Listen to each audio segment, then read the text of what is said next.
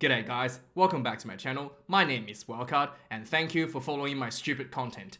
If you want to buy me an instant coffee, hit the join button down below. Otherwise, like, comment and subscribe. I do read everything you post down below. So, Scotland versus the Springboks 2021 Autumn Internationals.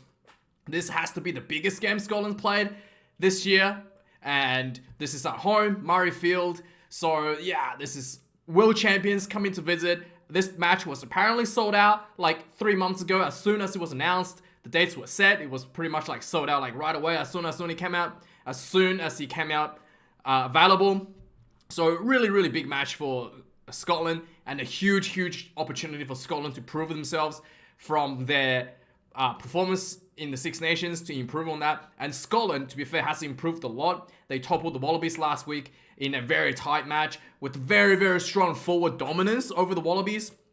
So something that they will want to test that out against a much stronger forward pack in the form of the world champions, the Springboks, world famous for their super good scrummaging and set pieces and mauls. So Scotland will have to see how they handle that. They did pretty well against the Wallabies, so we shall see how they fare against the world champions, the king of the maul, the king of the scrummaging, the Springboks.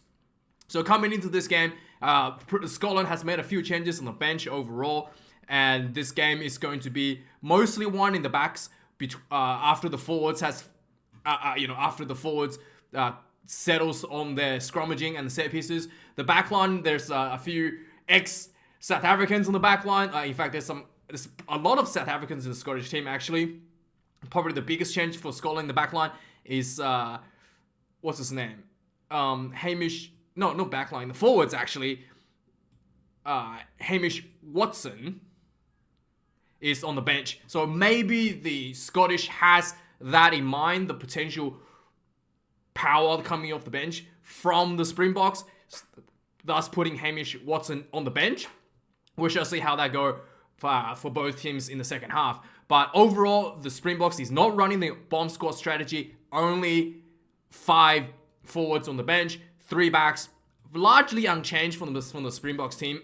Only the number 15, Valemsa, is out due to injury, so Willie Leroux comes back in for another opportunity at the number 15 spot. I thought maybe Francois Stein would get the 15 jersey because he had a really good game last week. Last week. So yeah, Willie Leroux gets the 15 jersey over Stein. I think Jaco Johan still favors Stein as a strong finisher, which he is. He really brings that energy, that long distance kicking, and just that experience coming off the bench for Francois Stein really lifts the team a lot. Like, he can really identify what the team needs and just bring that onto the table.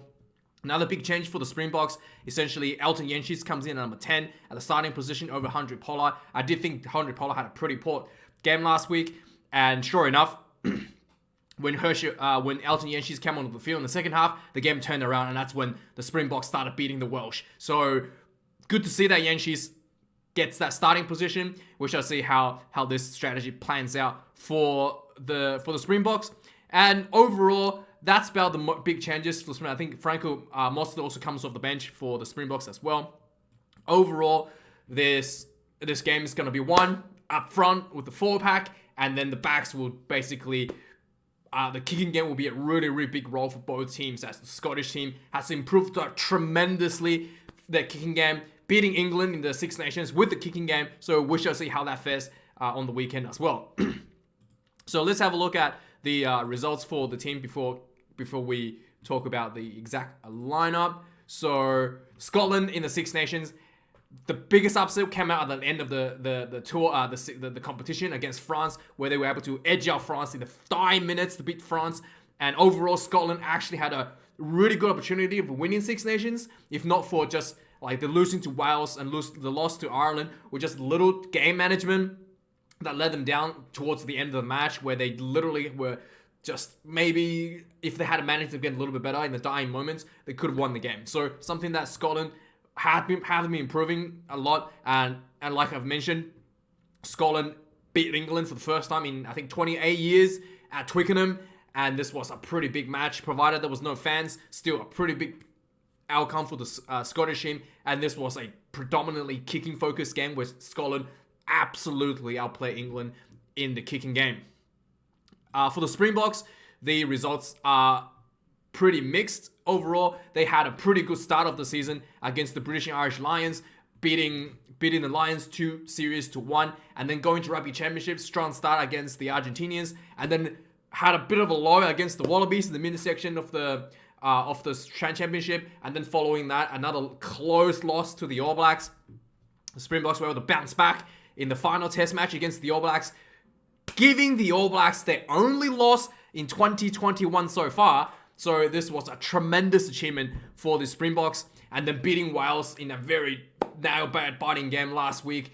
This is a pretty good this is a pretty strong Springbok team going into this match against the Scottish team. This has to be so the two teams has played since 1906, where Scotland won the inaugural match, and then after that the Springboks has been pretty dominant throughout its history against Scotland. The last time Scotland actually beat the Springboks is in 2010. So 11 years ago was the last time the Ultimate Internationals, the last time Scotland beat the Springboks.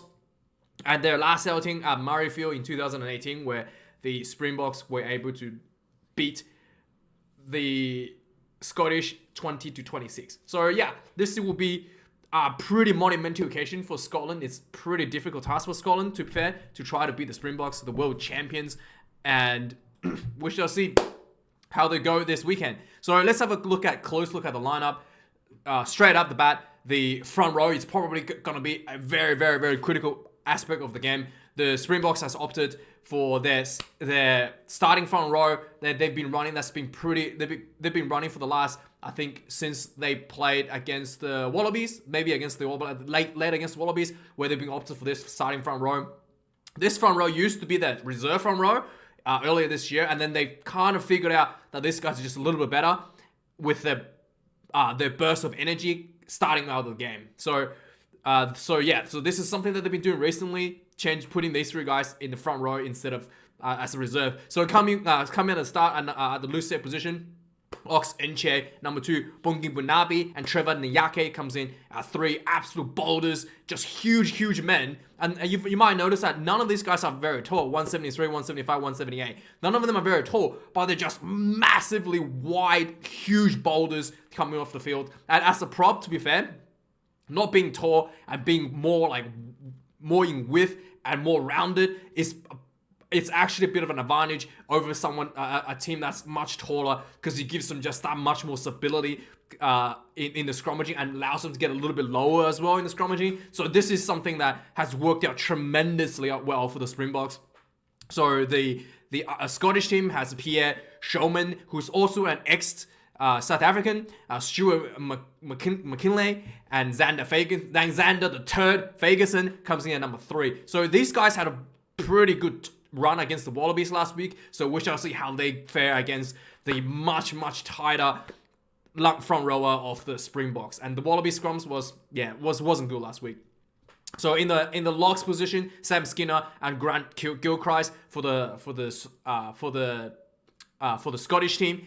They're up against probably the best lock in the world, Ibn Itabeth, water break at number 4. And number 5, Franco Mostert comes off the bench for Lou Diega at number 5. So Mostert and Diega are pretty much a similar kind of play style, but Mostert is has more of that loose forward mobility in him. So sometimes the Springboks do put him in the blind side flanker position. So Mostert is a little bit more mobile, a little bit more agile than Lou Diega for the number 5 spot. And the loose forward position, Nick Haining comes in at number 6. Jamie Ritchie comes in and stays at number 7. And Matt Ferguson comes in at number 8. So Nick Haining was on the bench last week, and he's getting lifted to the starting position over Hamish Watson, precisely probably because of the bench, that they're worried about some of the punching power from the Springbok team. So interesting to see how they go here. He's at the blindside flanker position. So for the Springboks, at open side flanker, Sia Khaleesi at number 6, the captain himself, and blindside flanker, Quagga Smith. So in South Africa, they play left and right. So 6 is technically the open side for the Springboks. So it's on the right hand side or left hand side, whichever side you want to call it. And Hwaga Smith has a much more needed mobility for the Springbok side. Ever since he's been added to the Springbok team, he really brought a lot of work rate around the park and being able to apply a tremendous amount of pressure to the opposition breakdown all over throughout the entire game, just with his fitness and with his speed. So Hwaga Smith, ever since he's been brought in, because Springboks tend to run instead of another lock at this position in the form of Peter Sip du Toit, but Peter du Toit was injured, and then they started to putting like Jasper Visser there at number 8, kind of like just filling in, and then they also had Marco van Staden at number 7, like the more like slower but beefier kind of guys there. And then finally in recent times they put Hwaga Smith there. They had tried Hwaga Smith earlier in the season, and then they seemed to not favor that, but now he's falling back into favor for the Springbok team. And I do think he has played a tremendous amount of part in beating the All Blacks, and yeah, just with that energy and the speed on the breakdown. So Duan Vermeulen back at number 8. The Thorn Vermeulen, one of the more steady and incredibly good at breakdown player for the Springboks. At the back line, this is probably where most of the kicking game will be done, and this is a really interesting matchup we have at our hand here. So Ali Price, a very quick and agile player, and who likes to exploit that breakdown for the Scottish team, comes in at number 9. Finn Russell, many people believe that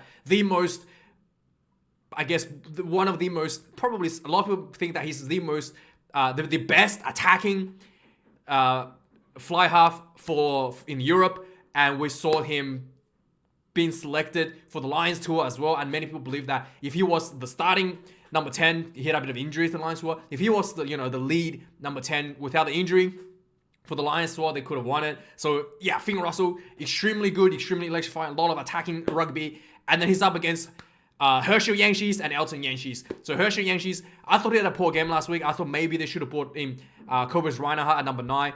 But I guess Jaco Johan wants to give him another opportunity at number 9 spot. I do think that Elton Yangshies and Kobus Reinhardt is a better combination for the 9-10. So it's been interesting to see how they decided on this combination. But at the number 10 spot is Elton Yangshies, who came off the bench really good last week, basically turning the game around for the Springboks. It's good to see him getting a good shot at a starting position, and he's also really another guy that's really good at directing traffic, directing the running game for the Springboks. And also Elton Yangshies, his probably one weakness is his kicking. So with some of the long range kicks, they probably that Handré Pollard will be able to do that Elton Yangshies is not able to do. So I think my neighbor is renovating, so if you hear like noise, I apologize for that. But anyway, let's quickly carry on with the rest of the review. Duan van der Merwe, a ex-Springbok under 20s player, I think, comes in at number 11 for the Scottish side. Makazulu Mapimpi, a pretty solid pick for the Springboks at number 11. The center's position, Matt Scott comes in number 12. Apparently he didn't play last week. Apparently he hasn't played for Scotland for a few years now. He's been called back into the squad. Quite a bit of experience for the Scottish team. Good to see him back in the fold. Chris Harris, a pretty steady player for Scotland at number 13 spot. The Springboks has opted for one of their World Cup winning combination, Damien Dialende at number 12 and Lukam Yuan at number 13. It'd be interesting to see that if having Elton Yangshies, these two guys will get a more opportunity to run the ball, because they are really good at running the ball. And a lot of times with the over kicking game, the overly committed to the kicking game with Handré Pollard especially, these guys don't even get to touch the ball most of the games. So it's be interesting to see that if this is going to change a little bit. And Rufus McLean comes in at number 14 for Scotland, and Stuart Hogg at number 15. Jesse Creel stays at number 14. He usually plays center. He had his 50th cat last week. He did okay. Not too much to complain about. And then Willie Leroux gets caught in at number 15. He was dropped from the team following his poor performance against the All Blacks in the 3rd test. So we shall see if he gets improved a lot. He has been pretty good throughout the season, but he had like one pretty bad game against the All Blacks. And he was called out by the commentators, so maybe that's why he got dropped. But it's good to see him back in the fold. He's pretty good and pretty steady. But the kicking game between the two at number 15 spot is really important. Stuart Hogg, really good at the kicking game, and probably one of the reasons why they beat England with his kicking game. So it'll be good to see that how he matches up against Villarreal. I think Villarreal may have a bit of work to do to catch up with Stuart Hogg here. So this could be one of the points where Scotland has maybe a little bit of advantage over the Springboks. Now on the bench, we have Edwin Ashman at company at number 16. Jamie Barty comes in at number 17. And Ollie Kebble comes in at number 18. So these guys came off the bench against the Wallabies last week. Very, very good. Especially Ashman. I thought he was debuting last week. And he was just, like, he came on the field. I just, again, brought the dominance in the scrummaging. There wasn't any issue for the Scottish team. They're about against probably the best 3 scrummagers in the world right now. Maybe in the world right now. Malcolm Marks at number 16. Tremendous player. Really, really good with the set pieces, especially in the lineouts. Stephen Kitsoff at number 17. And Vincent Koch at number 18. In the locker position for the reserves, Jamie Hodgson at number 19 up against Lou Diega moves down to the bench. For Lou Diega in the second half. Hamish Watson moved to the bench, maybe trying to address some of the forward power for the Springboks. Comes in at number 20 position, coming off the bench. Jasper Visa comes in at number 20 for the Springboks, who's been tremendously good for the Springboks all season. He kind of just started playing for the Springboks earlier this year with the Lions tour, but overall he's been just tremendously good for Springboks. Really, really good under the high balls, really good agile, especially as a finisher. He's pretty impressive overall for the Springboks. George Horn comes in at number 21 for Scotland. Adam Hastings, 22 for Scotland, and Blair Kinghorn at 23 for Scotland.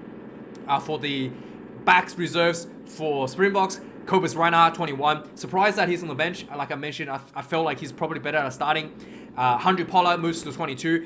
Interestingly though, for this game, with the kicking game that we're going to be expecting out of Scotland, I thought 100 probably could have started, but just bring him off a little bit earlier, 10 minutes, maybe instead of give Yankees more time in the second half, probably be a better option here. I'm not too sure, but 100 Pollard gets dropped. He definitely had a bad game last week against Wales, but yeah, we'll just see if he can make that impact off the bench on the weekend. And finally, Francois Steyn, the my personal favorite player out of the Springbok team, number 23. The experience he brings off the bench, incredibly good. He's someone who can identify what the team needs and brings it off the bench. So we shall see how he do against Scottish team. For the last probably 3 games now, Steyn has been pretty much the key component at Scotland. For the Springbok team. In fact, the last 2 games for the Springboks won, including the win against New Zealand and the game against Wales, Steyn was probably the man who made it happen. So very, very impressive. And we shall see how he does this weekend. Let me know your predictions. I apologize for this noise if you can hear it in the video. But thank you for watching this video. Like, comment, and subscribe. Post comment down below. Let me know what you think. And yes, thanks for watching. I'll see you guys later this week. Cheers.